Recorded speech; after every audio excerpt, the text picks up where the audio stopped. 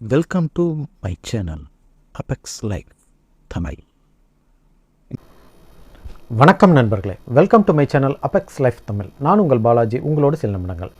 இன்றைக்கி நம்ம என்ன தலைப்பு பற்றி பார்க்க போகிறோம்னா, நுண்ணறிவு அதிகரிப்பதனால் மகிழ்ச்சி குறைகிறதா அப்படிங்கிறது தான் கேள்விங்க. இந்த கேள்விக்கு பதில் சொல்கிற மாதிரி தான் இந்த வீடியோ இருக்க போது, வாங்க பார்க்கலாம். இப்போ நுண்ணறிவு அப்படின்றத நம்ம ஆங்கிலத்தில் சொன்னோம்னா இன்டெலிஜென்ஸ் அப்படின்னு நம்ம சொல்லலாங்க. இப்போ நம்ம குழந்தைகள்லேருந்தே நம்ம பார்க்கலாம். இப்போ பிறந்த குழந்தைகளே ரொம்ப புத்திசாலித்தனமாக இருக்குது, ஒரு இன்டெலிஜென்ட்டாக இருக்குது அப்படின்னு நம்ம சொல்கிறத நம்ம கேள்விப்பட்டிருக்கோம், கண்ணெதிரில் பார்க்குறோம், நம்ம சொல்கிற விஷயங்களை புரிஞ்சுக்குது அப்படின்னு. இப்போ குழந்தை வளர்ப்பு முறையிலிருந்து, படிக்கிறதுலேருந்து, வேலைக்கு போகிறதுலேருந்து நம்ம எதை நம்ம வெளியிட முயற்சி பண்ணுறோம், வெளிக்காட்ட முயற்சி பண்ணுறோன்னா நம்மளுடைய புத்திசாலித்தனத்தை தான் முயற்சி பண்ணுறோம் இல்லைங்களா. நம்மளுடைய இன்டெலிஜென்ஸ் என்ன அப்படிங்கிறது தான், அதாவது நம்மளுடைய நுண்ணறிவு என்ன அப்படின்றத நம்ம எங்கேயுமே வெளிப்படுத்த முயற்சி பண்ணுறோம். அதே மாதிரி நம்ம எதை வெளிப்படுத்த முயற்சி பண்ணுறோமோ அதில் நம்ம அதிகமாக வளர்ச்சி அடைவோம். அது உண்மையான விஷயம்தான். இந்த வளர்ச்சி அடைகிறது நம்ம நுண்ணறிவில் வளர்ச்சி அடைஞ்சிக்கிட்டே இருக்கிறோம்னா அது இன்டெலிஜென்ட் தன்மையை நம்மளுக்கு அதிகப்படுத்துது. அதனால் வாழ்க்கையினுடைய வாய்ப்புகள் அதிகமாகுது. நம்ம சிறப்பான வாழ்க்கையை வாழ்ந்துக்கிட்டு இருக்கிறோம். இப்போ ஒரு 1950களில் வாழ்ந்த வாழ்க்கைக்கும் இன்றைக்கி 2023 அப்படின்ற ஒரு 70 வருஷம் கேப்பில் மனிதர்கள் வாழ்கிற வாழ்க்கைக்கும் பெரிய வித்தியாசம் இருக்குது. 1950 அப்படின்னு நம்ம வருஷத்தை ஏன் குறிப்பிடுறோன்னா, அப்போ இந்த அளவுக்கு கல்வி அறிவு கிடையாது, இந்த அளவுக்கு ஒரு அதிகமான ஒரு அறிவியல் அறிவு கிடையாது அப்படின்னு நம்ம சொல்ல முடியும். அதாவது அறிவியல் அதிகமாக கற்றுக் கொடுக்கப்படல. ஆனால் இருந்தாலும் அந்த காலகட்டத்தில் இந்த மாதிரி கல்வி அறிவு இல்லாமலும் பல சாதனைகளை புரிஞ்சிருக்காங்க அப்படின்றதையும் நம்ம இங்கே கவனிக்க வேண்டிய விஷயமா நம்ம எடுத்துக்கணும். இவ்வளவு கல்வி அறிவு கொடுக்கக்கூடிய நிலையங்கள் கிடையாது, அதாவது கல்வி நிலையங்கள் கிடையாதுன்னு தான் நம்ம சொல்லலாம். ஆனால் இருந்தாலும் அவங்க அறிவுத்திறனில் அதிகமாக மேம்பட்டு தான் இருந்தாங்க. அந்த அறிவுத்திறனை நம்மளால் இன்றைக்கி கூட பீட் பண்ண முடியல அப்படின்னு ஒரு சில விஷயங்களை நம்ம சொல்ல முடியும். அப்படி இருக்கும்போதும் நம்மளை விட அவங்க அறிவில் சிறந்து இருந்தாங்களா, நம்ம இப்போ அறிவில் சிறந்து இருக்கிறோமா அப்படின்னு கேட்டோம்னா இது ஒரு பெரிய வாக்குவாதத்துக்கு உள்ள கேள்வியாக மாறிடும். அதனால் இப்போ நம்ம அந்த அளவுக்கு போகாமல் அப்போ அவங்களுக்கு இருந்த வசதி வாய்ப்புகளையும் நம்ம இப்போ இருக்கிற வசதி வாய்ப்புகளையும், அதாவது கல்வியிலையும் சரி நம்மளுடைய நுண்ணறிவுலையும் சரி வசதி வாய்ப்புகளை பொறுத்து நம்ம பேசலாம் அப்படிங்கிறதுனால தான் சொல்கிறோம் இந்த விஷயங்களை. இப்போது 1950களில் மனிதர்களுக்கு உண்டான வசதி வாய்ப்புகள், கல்வி வாய்ப்புகள் ரொம்ப குறைவு தான். அப்போ அவங்க இயற்கை சார்ந்த வாழ்க்கையை வாழ்ந்துக்கிட்டு இருந்தாங்க. அவங்களுடைய தேவைகளை நிறைவேற்றிக்கிட்டு இருந்தாங்க, அவங்களுடைய விருப்பங்களை நிறைவேற்றிக்கிட்டு இருந்தாங்க. அப்போவும் அவங்களுடைய தேவைகள் நிறைவேற்றிக்கிட்டு தான் இருந்திருக்கு. அவங்க குடும்பத்தில் அதிக மெம்பர் இருந்தால் கூட, அதிக குடும்ப உறுப்பினர்கள் இருந்தாலும் எல்லாருமே நீண்ட ஆயுளோடு இருந்திருக்காங்க, நல்ல ஆரோக்கியத்தோடு இருந்திருக்காங்க. அவங்க எல்லாருமே பார்த்திங்கன்னா அவங்களுக்கு தெரிஞ்ச தொழிலை தொடர்ச்சியாக செஞ்சுருக்காங்க. அப்படி செய்யும்போது அவங்க மகிழ்ச்சியாக இருந்திருக்காங்களா அப்படின்னு கேட்டிங்கன்னா நிச்சயமாக நல்ல மகிழ்ச்சியோடு இருந்திருக்காங்க. இன்றைக்கி நம்ம இவ்வளவு வசதி வாய்ப்புகளை வச்சுக்கிட்டு நம்ம அறிவுத்திறனோடு இருக்கும்போது, இன்டெலிஜென்ட்டாக இருக்கும்போது நம்ம அடையிற மகிழ்ச்சியை விட அவங்க பல மடங்கு மகிழ்ச்சியோடு இருந்திருக்காங்க. அவங்க எப்பவுமே மகிழ்ச்சியோடு இருந்ததுனாலயா என்னன்னு தெரியாது, அவங்க நம்மளை விட நோய் தாக்குதலிருந்து தப்பிச்சு வந்திருக்காங்க அப்படின்னு தான் நம்ம சொல்ல முடியும். அவங்களுக்கு நோயினுடைய தன்மை ரொம்ப தீவிரமாக இல்லை எதுலேயும். இப்போ இருக்கிற அளவுக்கு நோய்களினுடைய எண்ணிக்கையே அப்போ இல்லை அப்படின்னு நம்ம உறுதியாக சொல்ல முடியும். இப்போ இருக்கிற அளவுக்கு மருத்துவ வசதியும் இல்லை, ஏன்னா நோய்கள் அந்த அளவுக்கு இல்லை. மன அளவுலேயும் அவங்க அதிகமாக பாதிக்கப்படலை, உடல் அளவுலேயும் அவங்க அதிகமாக பாதிக்கப்படலை. ஏன்னா அப்போ உடல் உழைப்புன்றது அதிகம் இருந்தது. இப்போ உடல் உழைப்புன்றது ரொம்ப குறைஞ்சி போயிருக்கு. ஆனால் அறிவாற்றல் அறிவினுடைய உழைப்பு அதிகமாக இருக்குது அப்படின்னு நம்ம சொல்ல முடியும். இப்போது மனிதனுடைய வாழ்க்கைக்கு மிக முக்கியம் பார்த்திங்கன்னா அறிவினுடைய உழைப்பு மட்டும் பத்தாதுங்க, உடல் உழைப்பும் ரொம்ப முக்கியம். அப்போ அவங்க உடல் உழைப்பை அதிகமாக பயன்படுத்திக்கிட்டு இருந்தாங்க, அறிவாற்றலை வளர்க்குறதுக்கு முயற்சி பண்ணிகிட்டு இருந்தாங்க. இப்போ நம்ம அறிவாற்றலை வளர்க்குறதுக்கு நம்மக்கிட்ட எல்லா வாய்ப்புகளுமே நம்மக்கிட்ட இருக்குது. நம்மக்கிட்ட ஒரு சிறந்த அறிவியல் இருக்குது, சிறந்த தொழில்நுட்பங்கள் இருக்குது, சிறந்த தொலைத்தொடர்பு துறையில் நம்ம முன்னேறி இருக்கோம். எந்த நாட்டுக்கு வேணாலும் நம்ம நினச்ச உடனே போக முடியும், அதற்கான வசதி வாய்ப்புகள் இருக்குது. அப்போலாம் அந்த மாதிரி கிடையாது. அப்படி இருக்கும்போது அவங்க அதிகமான நேரங்களை எப்படி செலவிட்டிருக்காங்கன்னா உழைப்பு மூலமாகவே அதிகமான நேரங்களை அவங்க செலவிட்டிருக்காங்க. உடல் உழைப்பு அதிகமாக இருக்கும்போது அவங்க ஓய்வுக்கான நேரம் ஆட்டோமேட்டிக்காக அவங்க ஒதுக்கிடுறாங்க.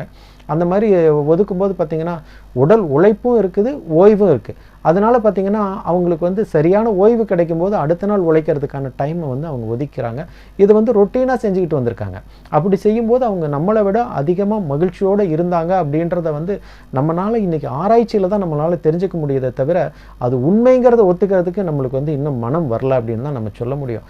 நம்மளுடைய முன்னோர்கள் வந்து நம்மளை விட மகிழ்ச்சியாக தான் இருந்தாங்க அப்படின்றத நம்ம வந்து இங்கே ஒத்துக்க தான் வேணும். ஏன்னா அப்படி ஒத்துக்கிட்டோம்னா தான் நம்ம வந்து மகிழ்ச்சியில் வந்து கொஞ்சம் குறைபாட்டோடு இருக்கிறோம் அப்படிங்கிறத நம்ம வந்து ஒத்துக்குவோம். ஏன்னா இன்றைக்கி வந்து நம்ம மகிழ்ச்சியோடு நம்ம வந்து தெளிவான மகிழ்ச்சி, ஒரு இயல்பான மகிழ்ச்சியோடு நம்மளுடைய ஒவ்வொரு நாளையும் நம்ம வந்து நகர்த்திக்கிட்டு போகிறோமா அப்படின்னு ஒரு கேள்வி கேட்டோம்னா நிச்சயமாக இல்லைன்னு தான் சொல்ல முடியும். மகிழ்ச்சிக்காக நம்ம வந்து ஏதாவது ஒரு கருவியை தேடுறோம், அல்லது மகிழ்ச்சிக்காக ஏதாவது ஒரு இடங்களை தேடுறோம். மகிழ்ச்சி அடையணும்னா நம்ம வந்து ஒரு பயணம் செய்யணும் அப்படின்னு நம்ம சொல்கிறோம், ஒரு வெளியிடங்களுக்கு போகணும், நண்பர்களை பார்க்கணும் அப்படின்னு நம்ம சொல்கிறோம். இருந்த இடத்திலிருந்து நம்ம வந்து அமைதியாக இருந்தாலே நமக்கு மகிழ்ச்சி கிடைக்கும் அப்படின்றத வந்து நம்ம வந்து ஒத்துக்கிறது இல்லை. ஏன்னா நம்மளுடைய இப்போ இருக்கிற அந்த புத்திசாலித்தனம், அதாவது நுண்ணறிவு திறன் அப்படிங்கிறது எப்படி இருக்குதுன்னு கேட்டிங்கன்னா, உங்களுடைய வாழ்க்கை முன்னேற்றத்துக்காக நீங்கள் வந்து நுண்ணறிவை பயன்படுத்துறதுக்கு மட்டும் இல்லாமல் உங்களுடைய வாழ்க்கையினுடைய ஓட்டத்தோடவே இந்த நுண்ணறிவு வந்து வேலை செய்ய ஆரம்பிச்சிருச்சு அப்படிங்கிறத தான் நம்ம இங்கே வந்து பரவலாக தெரிஞ்சிக்க வேண்டிய உண்மைன்னு சொல்ல முடியும். ஏன்னா நம்ம கையில் வந்து இன்றைக்கி வந்து எல்லாமே வந்து அட்வான்ஸ்டு கருவிகள் இருக்குங்க. நம்ம அந்த அட்வான்ஸ்டு கருவிகளை நம்பி தான் நம்ம ஒவ்வொரு நாளுமே நம்மளுடைய வாழ்க்கையை நகர்த்திக்கிட்டு போகிறோம். அங்கே வந்து நம்மளுடைய நுண்ணறிவு வேலை செய்யத்தான் செய்யும். இந்த நுண்ணறிவினுடைய தாக்கம் அதிகமாக தான் இருக்கும். இந்த தாக்கத்திலிருந்து நம்ம வந்து தப்பிக்கிறதுன்றது பார்த்திங்கன்னா நம்மளுடைய மனதளவில் எடுக்கிற முடிவுகளிலிருந்து தான் நம்ம செய்ய முடியும். நம்ம வந்து எப்பவுமே வந்து அதிகமாக கருவிகளோடவே நம்ம வாழ்க்கையை வந்து ஓட்டுறதுக்கு பதிலாக கருவிகளுடைய துணையோடு நம்ம வந்து செய்ய வேண்டிய காரியங்களை செய்யலாம். அதற்கு பிறகு பார்த்திங்கன்னா நம்ம கருவிகளினுடைய இயக்கத்தை கொஞ்சம் குறைச்சிக்கிட்டு நம்ம வந்து இயல்பான மனிதர்களாக வாழ்கிறதுக்கு முயற்சி பண்ணணுங்க.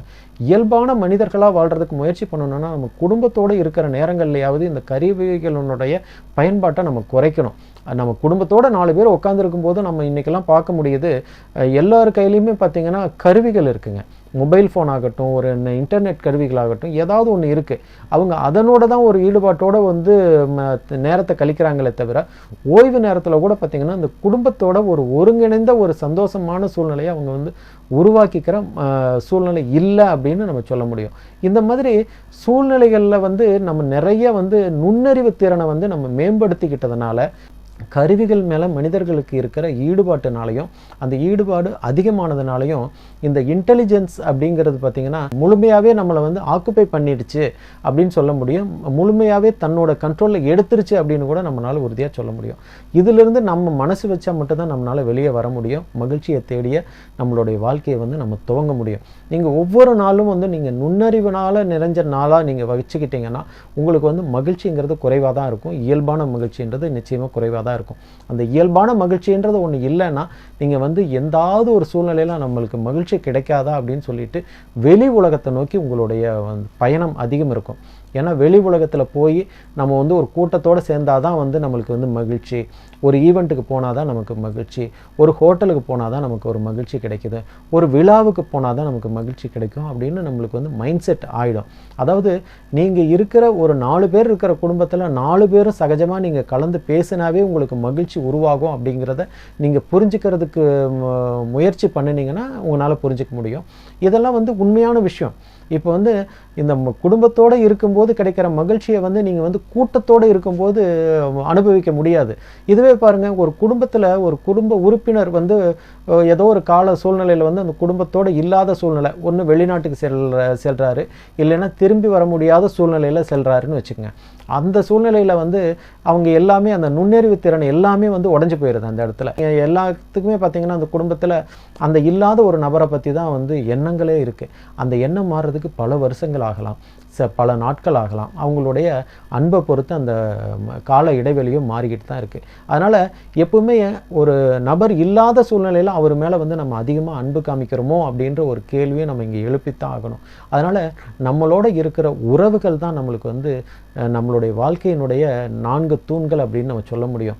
நம்ம அந்த 4 தூண்கள் அப்படின்றத வந்து பல தூண்களாக மாற்ற முடியும். நமக்கு வந்து மினிமம் ஒரு 4 தூண்கள் இருந்தால் தான் ஒரு இடத்துல வந்து ஒரு அமைப்பை நம்மளால் உருவாக்க முடியும். அது மாதிரி எந்த ஒரு சூழல்லையும் வந்து மனிதர்களுடைய சுற்றி இருக்கும் மனிதர்களுடைய அன்பு வந்து மிகச்சிறந்த கருவி நம்மளுடைய மகிழ்ச்சிக்கு அப்படின்றத நீங்கள் வந்து புரிஞ்சுக்கிட்டீங்கன்னா உங்களுடைய நுண்ணறிவை உங்களுடைய வாழ்க்கைக்கு பயன்படுத்துங்க, வாழ்க்கையினுடைய முன்னேற்றத்தை பயன்படுத்துங்க. ஆனால் நீங்கள் வாழ்கிறதுக்கு முக்கியமானது நுண்ணறிவை விட மகிழ்ச்சி தான் அப்படின்றத நீங்கள் புரிஞ்சுக்கிட்டீங்கன்னா நீங்கள் மிக்க மகிழ்ச்சியோடு வாழ முடியும் அப்படின்றத உண்மையை நம்மளால் உறுதியாக சொல்ல முடியும். இந்த வீடியோவில் சொல்லியிருக்கிற விஷயங்கள் வந்து நுண்ணறிவு அதிகரிப்பதால் மகிழ்ச்சி குறைகிறதா அப்படின்னு நம்ம கேட்ட கேள்விக்கு நிச்சயமாக ஆமாம். நுண்ணறிவை மட்டுமே நம்ம பயன்படுத்திக்கிட்டு இருந்தோம்னா மகிழ்ச்சி குறையத்தான் செய்யும். மகிழ்ச்சியை நம்ம வந்து அடையணும்னா நம்ம வந்து நுண்ணறிவை வந்து தொழில்நுட்பத்தில் பயன்படுத்தலாம், நம்ம தொழில் முன்னேற்றத்தை பயன்படுத்தலாம், வாழ்க்கையினுடைய லட்சியங்களுக்கு பயன்படுத்தலாம். ஆனால் வாழ்க்கை வாழ்கிறதுக்கு அன்பு தான் மிக முக்கியம். அன்போடு சேர்ந்து நம்ம வந்து மகிழ்ச்சியும் நம்ம வந்து உருவாக்கிக்க முடியும். நம்ம இருக்கிற இடத்துல மகிழ்ச்சியோடு வாழ முடியும் அப்படின்ற எண்ணத்தை வளர்த்துக்கிட்டோம்னா எந்த நுண்ணறிவு இருந்தாலும் நம்மளுடைய மகிழ்ச்சி குறையவே குறையாது அப்படின்றத நம்ம உறுதியாக சொல்லலாம். இந்த வீடியோவில் சொல்லியிருக்கிற விஷயங்கள் உங்களுக்கு பயனுள்ளதாக இருந்திருக்கும் நாங்கள் நினைக்கிறோம். இந்த வீடியோவை நீங்கள் உங்கள் நண்பர்களோடு நீங்கள் ஷேர் பண்ணுங்கள், எங்கள் சேனலுக்கு சப்போர்ட் பண்ணுங்கள், சப்ஸ்கிரைப் பண்ணுங்கள். நன்றி, வணக்கம்.